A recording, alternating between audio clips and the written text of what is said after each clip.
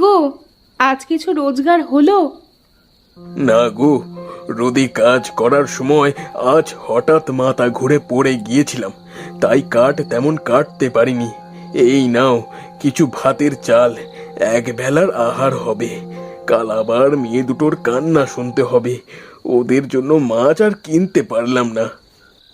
এভাবে তো আর চলে না। সৃষ্টিকর্তা কি আমাদের দিকে একটু মুখ তুলে চাইবেন না? তা সৃষ্টিকর্তাই ভালো জানেন।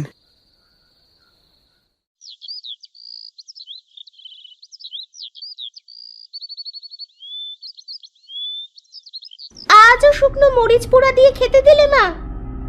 হ্যাঁ রে, তোর বাবার শরীরের অবস্থা তো জানিস। অসুস্থ শরীরে খুব বেশি কাট কাটতে পারে না মানুষটা। তোরা একটু কষ্ট করে এগুলো দিয়েই ভাত খেয়ে নে মা।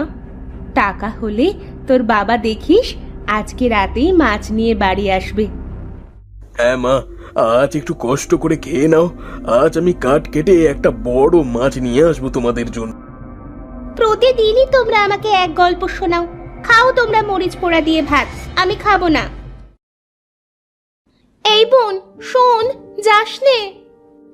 হায় রে, মেয়েটা না খেয়েই বেরিয়ে গেল। বাবা মা, তোমরা খাও, আমি দেখছি বোন কোথায় গেল।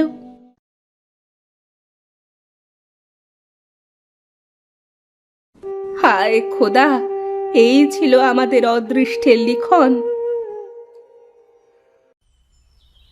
খাবারের সাথে রাগ করতে নেই বোন, বাড়ি চল।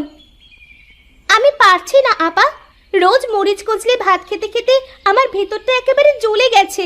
জানিস, খাবারের কারণে আজকাল আমার শরীরেও অনেক সমস্যা দেখা দিচ্ছে। এভাবে আমি আর খেতে পারছি না আপা। ওরে বোন, ওই দেখ কি সুন্দর খরগোশ।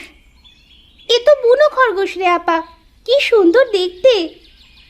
চল চল চল, ওর সঙ্গে আমরা খেলি। হ্যাঁ,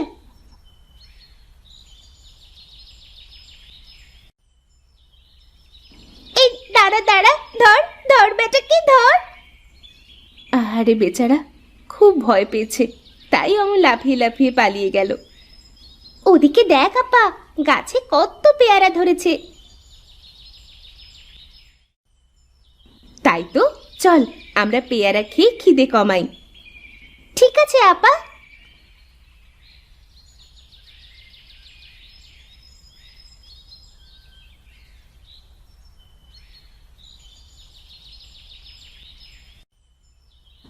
আহ, পেয়ারাগুলো কি মজার ছিল। হ্যাঁ, অনেক দিন পর তৃপ্তি নিয়ে খেলাম। আজ রোদের তেজটাও বড্ড বেশি রে।